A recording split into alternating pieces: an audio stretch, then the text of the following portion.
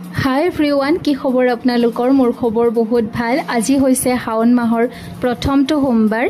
তো প্ৰথম সোমবাৰ দিনটোত কোনে কোন কোন মন্দিৰত গ'ল শিৱ বাবাৰ ওচৰত কমেণ্ট বক্সত এবাৰ হ'লেও জনাবচোন। আৰু আজি মিনি ব্লগটো আৰম্ভণি কৰিছোঁ ৰাতিপুৱা একদম ফ্ৰেছনেছ হৈ ঘৰৰ গোঁসাই ঘৰত প্ৰথমতে মা আৰু মই চাকি বন্তি জ্বলাই ল'লোঁ। তাৰপিছত ধুনীয়াকৈ ৰেডি হ'লোঁ, ওচৰৰে মন্দিৰ এটাত আহিলোঁ আৰু একদম নেচাৰেল প্লেচ। কিমান যে শান্তি পাইছোঁ নহয় ইয়াত আহি, সঁচাই বহুত বেছি ধুনীয়া পৰিৱেশটো। আৰু মানুহো আজি বেছি নাছিল যিহেতু আমি একদম ৰাতিপুৱাই আহিছিলোঁ। লগতে এতিয়া এইডাল হৈছে ডাঙৰ এডাল আহঁত গছ আৰু ইয়াৰ তলতো চাকি বন্তি জ্বলাই। লগতে হনুমান মন্দিৰো আছে ইয়াতে, এটা পঞ্চমুখী হনুমান মন্দিৰ।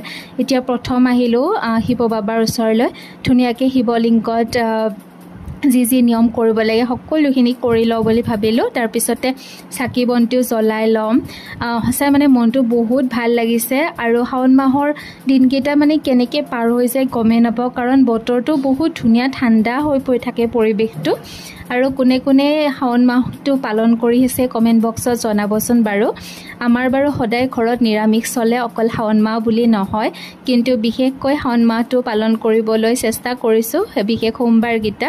আৰু তাতে চাকি বন্তি জ্বলাই আহি এয়া হনুমান বাবাৰ ওচৰতো ধুনীয়াকৈ তেল ধূপ লগাই দিলোঁ আৰু সেৱা ল'লোঁ। বহুত বেছি ধুনীয়া এই মন্দিৰটো আৰু একদম ওচৰৰে হয়, আমাৰ হৰি মন্দিৰৰ ওচৰতে আছে এই মন্দিৰ ভাগত। কোনে কোনে আহিছে জনাবচোন।